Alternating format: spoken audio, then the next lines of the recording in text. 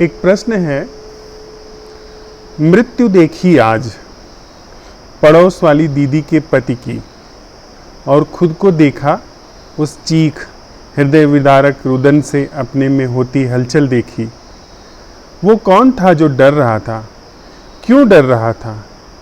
ये तो कुछ ऐसा ही था जैसे पिंजरे में कैद पक्षी को अपने पिंजरे से, अपनी कैद से प्यार हो जाए।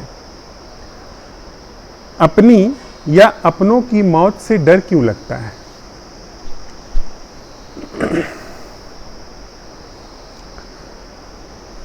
पूरे अस्तित्व में इंसान एकमात्र ऐसा प्राणी है जो जन्म और मृत्यु की भाषा में सोचता है, जो शुरुआत और अंत की भाषा में सोचता है, जीता है और समझता है।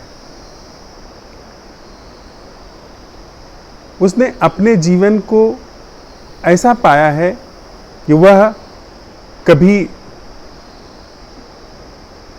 अस्तित्व में आया, कभी उसका प्रादुर्भाव हुआ, जन्म हुआ, और कभी मृत्यु हो जाएगी। मनुष्य के अतिरिक्त पूरे अस्तित्व में कहीं भी जन्म और मृत्यु की भाषा में चीजें न तो दिखाई पड़ती हैं, न तो जी जाती हैं।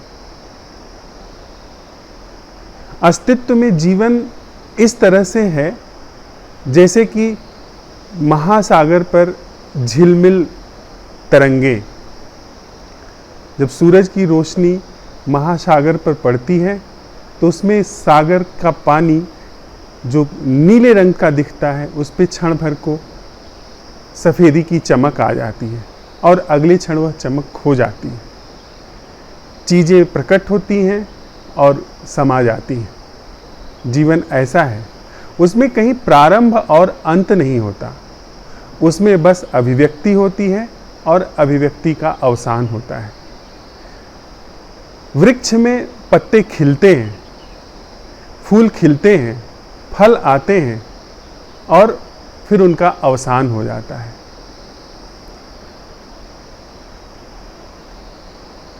मात्र एक मनुष्य ऐसा है जो जन्म और मृत्यु इन दोनों को अलग अलग करके सोचता है, अलग अलग करके देखता है। वह समय की भाषा में सोचता है, वह अंतराल की भाषा में सोचता है। समय की भाषा में वो सोचता है कि कभी उसका जन्म हुआ है, और फिर समय की भाषा में सोचता है कि उसकी मृत्यु हो जाएगी। यह सिर्फ मनुष्य के पास है। जीव जंतु भी पैदा होते हैं, मरते हैं, लेकिन यह मनुष्य का आरोपण है कि वो पैदा होते हैं, मरते हैं। फूल खिलते हैं, झरते हैं, हमारा आरोपण है कि वे झरते हैं और खिलने के बाद झरते हैं। उनकी शुरुआत होती है और अंत होता है, जबकि हो सकता है कि ऐसा बिल्कुल ना हो। अस्तित्व अभिव्यक्त होता है विशेष तरीके से और उसकी अभिव्यक्ति शांत होती है उसी तरीके से। उसमें न जन्म है न मृत्यु है, बस उसका एक ऐसे ढंग से महारास है, ऐसे ढंग से एक महोत्सव है जिसमें तरह तरह से उसकी अभिव्यक्तियां प्रकट होती हैं। उस अखंड की अभिव्यक्तियां प्रकट होती हैं।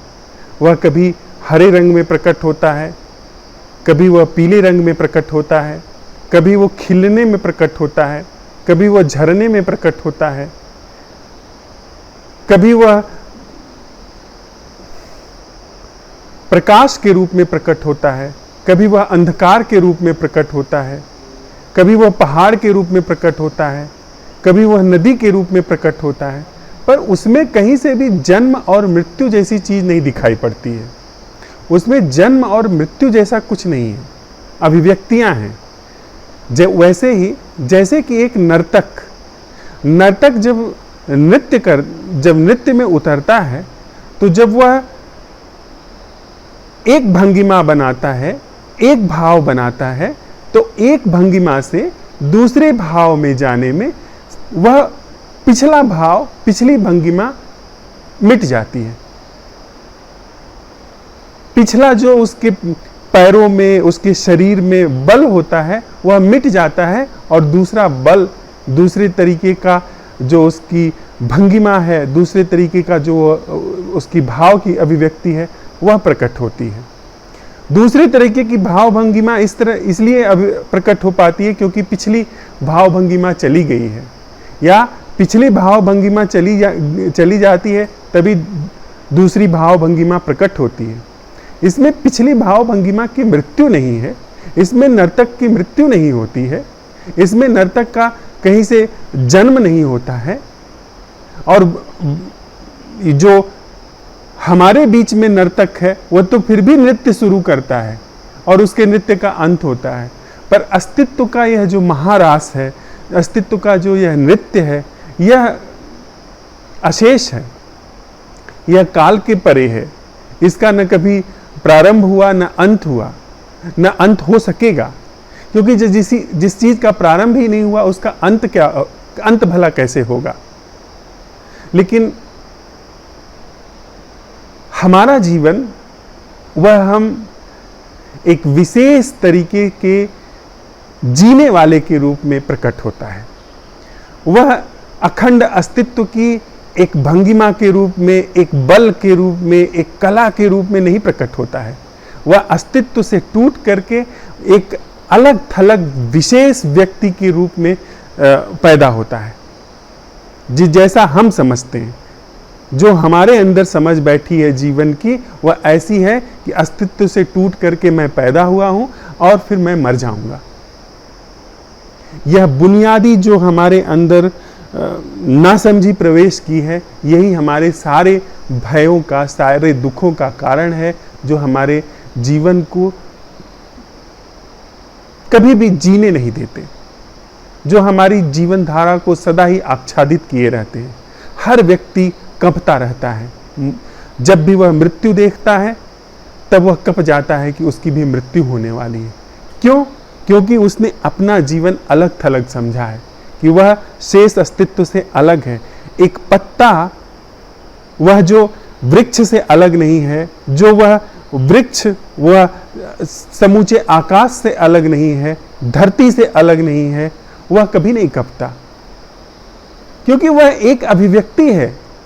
हरे पत्ते की अपनी अभिव्यक्ति है, हरे पत्ते से पहले कोपलों की अपनी अभिव्यक्ति है, वह सब अस्तित्व की अभिव्यक्तियां हैं। और जब हरा पत्ता पीले पत्ते की अपनी पीलिमा की ओर बढ़ता है तो वह अस्तित्व की अलग अभिव्यक्ति है, और वह जब पीला पत्ता मिट्टी में समा जाता है तो वह समूचे अस्तित्व की अखंड अभिव्यक्ति है। लेकिन हम अस्तित्व से अलग होकर के, टूट करके अपना जन्म सोचते हैं और अपनी मृत्यु से भयभीत रहते हैं। हमारा जीवन कहाँ चलता है? हमारा जीवन, वास्तविक जीवन कहाँ चलता है? वह हमारे भीतर चलता है, वह अलग थलग चलता है, वह टूटा हुआ चलता है। हम अपने को इस बात से पहले से ही सुझाव दिए हुए बैठे हैं कि मैं अलग थलग हूं, मैं समूचे अस्तित्व से टूटा हुआ हूं, और टूटा हुआ हूं तो मेरा जीवन दूसरे व्यक्ति के जीवन के साथ में जुड़ा हुआ है। मैं अकेला हूं तो दूसरा व्यक्ति मेरे अकेलेपन में मेरे साथ है, और मुझे अपने जन्म का पता है, अपने जन्म का ख्याल है, और अपनी आने वाली मृत्यु का ख्याल है। इसी तरीके से दूसरे व्यक्ति के भी जन्म को मैं, दूसरे व्यक्ति को भी मैं उसके जन्म और मृत्यु के ख्याल के संदर्भ में देखता हूं। तो यह जो अस्तित्व के अखंड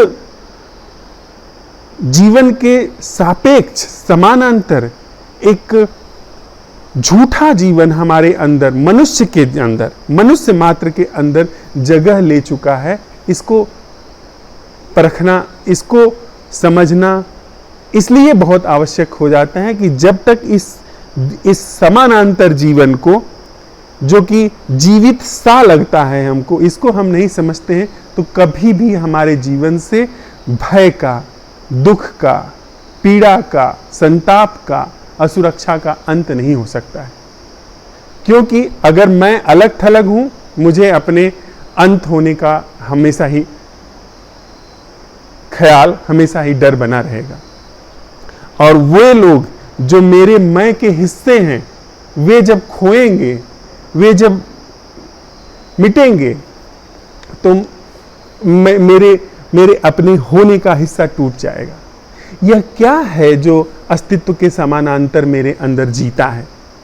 क्या वह वास्तव में जीवन है, या वह जीवन के नाम पर बस एक ख्याल है? यह शरीर इस पूरे अस्तित्व का हिस्सा है। यह शरीर सुदूर आकाश से जुड़ा हुआ है, हवाओं से जुड़ा हुआ है। यह शरीर सूरज की रोशनी से जुड़ा हुआ है। यह शरीर जो मिट्टी से भोजन आ रहा है उससे जुड़ा हुआ है।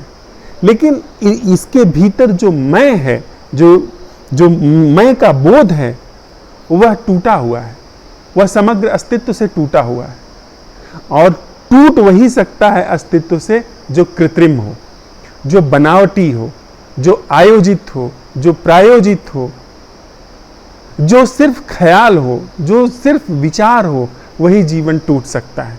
अस्तित्व से भला क्या टूट सकता है? अस्तित्व में से टूट करके कहां उसका अस्तित्व, कहां वो चीज टिकेगी, कहां वह चीज रहेगी?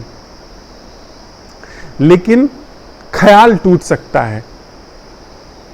मुझसे मेरा यह हाथ अलग होकर के जीवित नहीं रह सकता, लेकिन हाथ शब्द, इस हाथ शब्द अलग से लिखा जा सकता है। हाथ शब्द की तस्वीर, हाथ की तस्वीर अलग से कहीं रखी जा सकती है।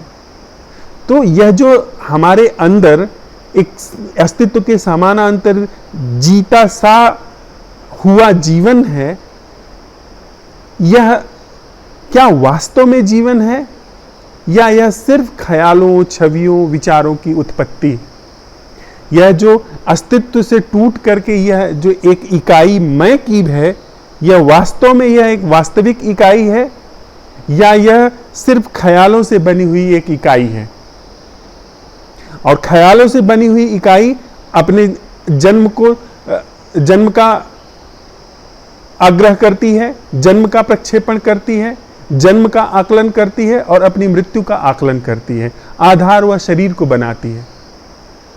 हम अब हमारा जो जीवन है, जो संबंध है, उसमें जो भी चीजें हम मेरे जीवन को पोषण पहुंचाती हैं, मेरे ख्याल को पोषण पहुंचाती हैं, वो मेरा हिस्सा हो जाती हैं। और जो चीजें मेरे ख्याल को, मेरे मैं को पोषण नहीं पहुंचाती हैं, वे मुझसे अलग हो जाती हैं। जो व्यक्ति मुझे कहता है कि तुम बहुत अच्छे व्यक्ति हो, तुम्हारे जैसा पवित्र व्यक्ति दूसरा नहीं है, वह व्यक्ति मेरे मैं का हिस्सा हो जाता है। वह व्यक्ति मुझसे संबंधित हो जाता है। और वह व्यक्ति जो कहता है कि तुम एक व्यर्थ व्यक्ति हो, वह मुझसे दूर हो जाता है, मुझसे अलग हो जाता है। यह क्या है जो ख्यालों से, जो विचारों से बनी संस्था के आधार पे जीता है? हम अपने अंदर प्रवेश करें तो पाएंगे, निर्विवाद रूप से पाएंगे कि हमारे भीतर विचार चल रहे हैं। विचार चल रहे हैं। एक सच्चाई यह है, और दूसरी सच्चाई यह है कि हम हैं, हमारे अंदर एक मैं की संस्था काम कर रही है। और वह मैं की संस्था हमेशा कुछ न कुछ सोच रही है, कुछ न कुछ विचार कर रही है, कुछ न कुछ उस मैं संस्था के सामने विषय वस्तु हैं। वह संस्था हमेशा अपने विषयों से टूट करके उसके साथ कुछ न कुछ कर रही है जीवन के नाम पर, और जीती सी वहां पर उपस्थित है।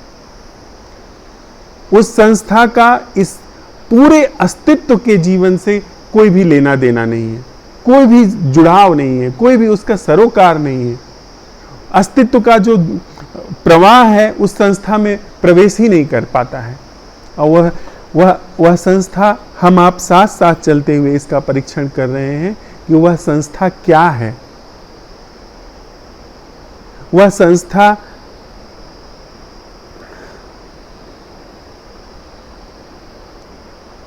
कैसे अस्तित्व में आती है?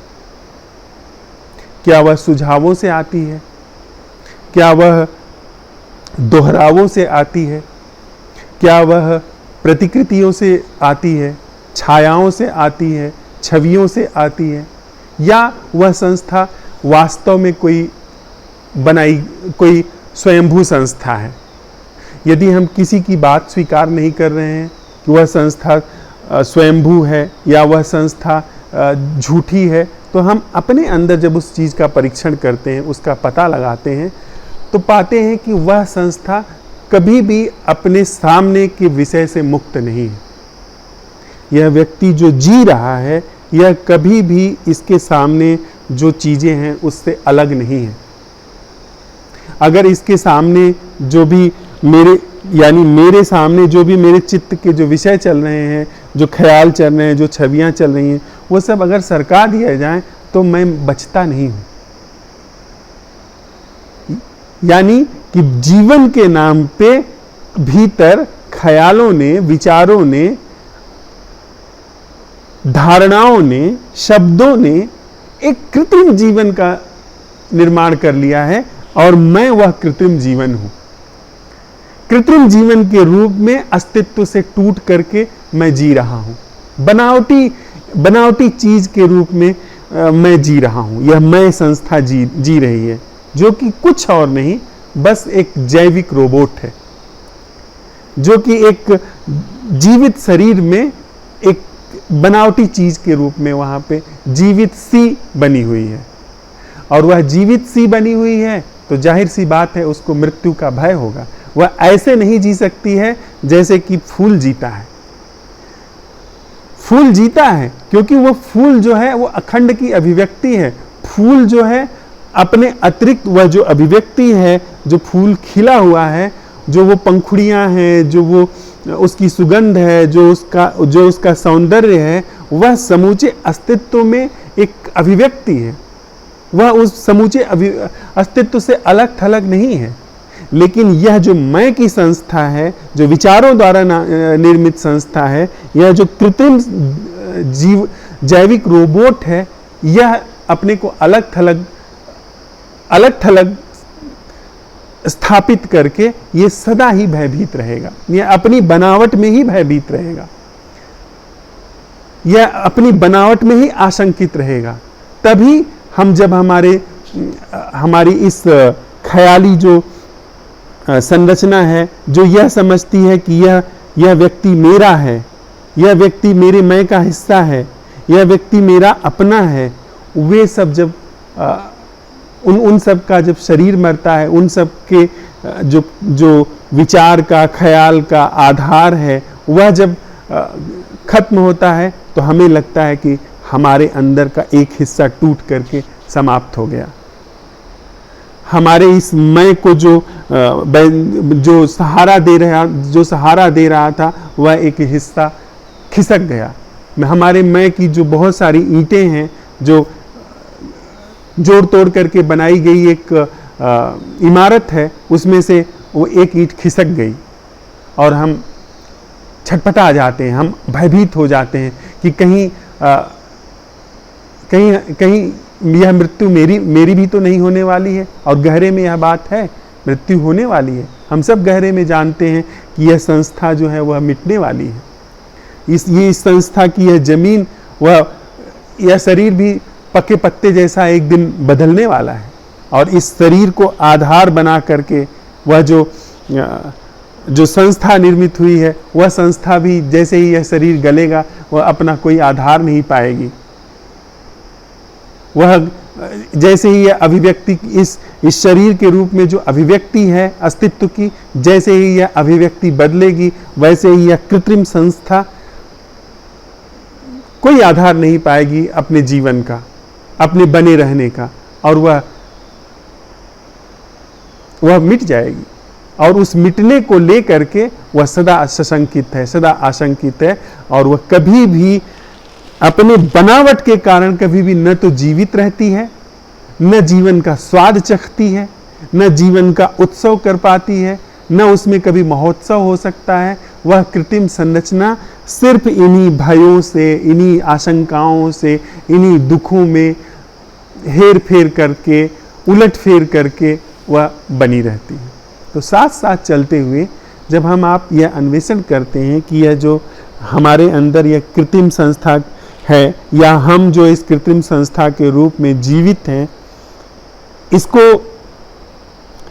इसको जब हम परसीव करते हैं, इसको जब हम अटेंड करते हैं, इसकी संरचना के प्रति भली भांति इसका अवलोकन करके इसको समझ लिया जाता है, यह संरचना अपना अस्तित्व खो देती है।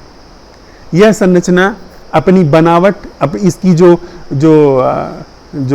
इसका यह जो जीवित सा होने का जो ख्याल है, यह अपने आप गलना शुरू हो जाता है। और जैसे ही मैं नहीं होता हूं, जैसे ही जैविक रोबोट की तरह जीवन में मेरी उपस्थिति नहीं होती है, वहां पर फिर मृत्यु जो है वह अभिव्यक्ति है अखंड अस्तित्व की। वहां जीवन भी अखंड अस्तित्व का है और वहां पे मृत्यु भी अखंड अस्तित्व की अभिव्यक्ति है। उसी तरीके से जैसे कि एक फूल खिला, जिया अपना जीवन और झड़ गया। खिलना भी अस्तित्व की अभिव्यक्ति थी, झरना भी अस्तित्व की अभिव्यक्ति है। उसमें कोई अलग थलग जीवन नहीं था। यानी जीवन और मृत्यु, यह दोनों ही बातें झूठ हैं। यह दोनों ही बातें सिर्फ मनुष्य के द्वारा पैदा की गई हैं। मनुष्य यानी इस जैविक रोबोट के द्वारा पैदा की गई है। और यह जैविक रोबोट जब अपनी वास्तविकता समझता है, देखता है, इसको परख लेता है, इसका परीक्षण कर लेता है, जैविक रोबोट जीवित सा होना बंद कर देता है। वह अब उसकी अपनी जगह है, वह उन जगहों पर काम करता है जो जगहें जीवन को थोड़ा सुविधा दे सकती हैं। वह उन जगहों पे काम करता है जहां पे यंत्र की कोई उपयोगिता है, जहां पे इस माइक की थोड़ी उपयोगिता है। यह माइक एक यंत्र है। इस माइक से हम, इस कैमरे से हम कुछ रिकॉर्ड कर सकते हैं, सुरक्षित रख सकते हैं, पर यहीं तक इस पूरी जैविक संरचना की सीमा है। न कि यह जो जैविक संरचना है, यह जो जीवित सी हो करके जीवन का धोखा देती है, उस क्षेत्र में फिर नहीं प्रवेश करती। फिर वहां पे जैसे ही इस जैविक रोबोट का सीमांकन हो जाता है, या अपनी जगह में यह सीमित हो जाती है, अखंड अस्तित्व की अभिव्यक्ति के रूप में तो यह शरीर है ही। अखंड अस्तित्व की अभिव्यक्ति के रूप में मन के पार का वह जो नित नूतन धरातल है, जो नित नूतन उसका प्रसाद है, जो नित नूतन उसकी सृजनात्मकता है, या इन शब्दों के पार वह जो अखंड अस्तित्व का जीवन है, या इस अखंड अस्तित्व और इस जीवन के पार भी वह जो है, वह तो वहां पर है ही। तो हमने आपने साथ साथ चलते हुए यह पता लगाया कि जीवन की मृत्यु और जन्म, यह दोनों इस कृत्रिम जीवन की संरचना है, इस कृत्रिम जीवन की उत्पत्ति है, न कि उस सच्चे जीवन की जो इस कृत्रिम जीवन की संरचना में समझ के बाद वहां पर उपस्थित है। जहां पर उस सच्चे जीवन की समझ है, जहां पर वह सच्चा जीवन विद्यमान है, जहां पर वह सच्चा जीवन अपनी परम सृजनात्मकता में खिल रहा है, वहां पे मृत्यु का भय, काल का भय, काल यानी समय का भय, प्रारंभ और अंत का भय, इन सब की छाया भी नहीं पाई जाती।